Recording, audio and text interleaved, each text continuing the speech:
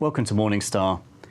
This week is our special report week on emerging markets, and with me in the studio today is Kiran Nandra Koehrer. She is Head of Emerging Equities Management at Pictet. Hello, Kiran. Hi, James. Thanks for having me. Yeah, good. So let's start with China. It's had a disappointing year, but there are signs that the recovery is underway there. Do you trust that recovery, and do you think it's sustainable?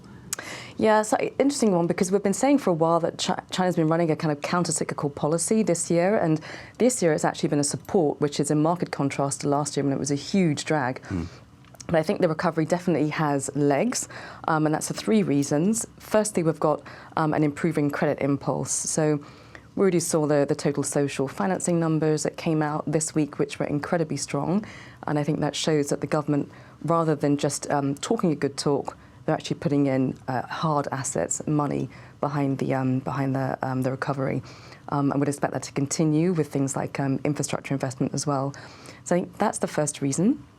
The second reason is that we feel that we're past the regulatory reset. So last year was this kind of very, very challenging time for investors, for companies alike. We heard about the education sector, e-commerce, etc. I don't think it means that we're completely out of the woods yet, but I think anything that happens on the regulatory side will be much more to do with execution rather than kind of making new policy, which is really one of the biggest question marks and difficulties last year.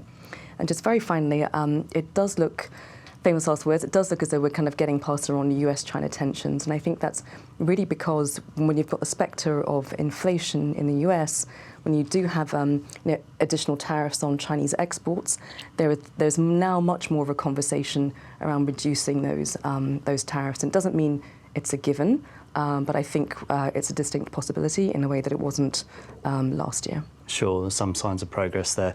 In terms of inflation, we talked about inflation. Last year I asked you whether COVID had changed the narrative and the dynamic for emerging markets. Has inflation changed the narrative again for emerging markets? Yeah, so the big kind of big picture answer is that emerging market countries are in a far better position than they were heading into previous crises. When it comes to things like balance of payments, current account deficits, fiscal expenditure levels.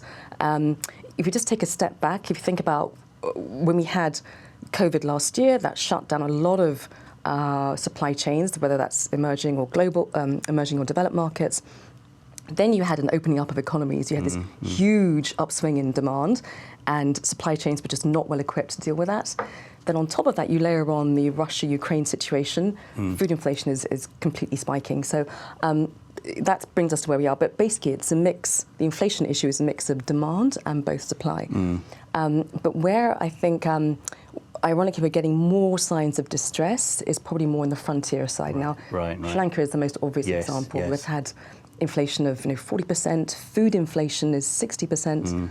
One could argue that that was somewhat of their own making, unfortunately. But I see countries like Egypt and Pakistan and the other countries where we're seeing most vulnerability. But I would say, just to reiterate again, on the EM side, they're in far better positions than they were heading into previous crises. Like we don't really see any twin deficit issues.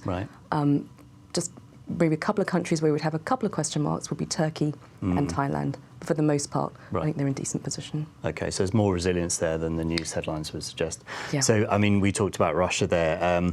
Does the Russia crisis, does it suggest that emerging market investors have to be more cautious in the future? Yeah, it's difficult. I think the danger would be for everyone to look at what happened with Russia and say, oh my gosh, we can't invest in emerging markets. I think instead what it does is it makes it clear that the risk management side is really critical, whether that's macroprudential risk, regulatory risk, and even coming back down to company risk. And then it also comes down into portfolio construction. Do you understand the risk reward that's in your portfolios? So knock on wood, I think Russia was definitely one of those absolutely outlier cases. I think really what it tells us is that you just need to pick and choose where you invest and understand the risk reward. But I mean, yeah, I think it doesn't change the case for emerging markets. Fair enough, yeah. Well, thanks very much for your insights today, Kiran. For Morningstar, I've been James Gard.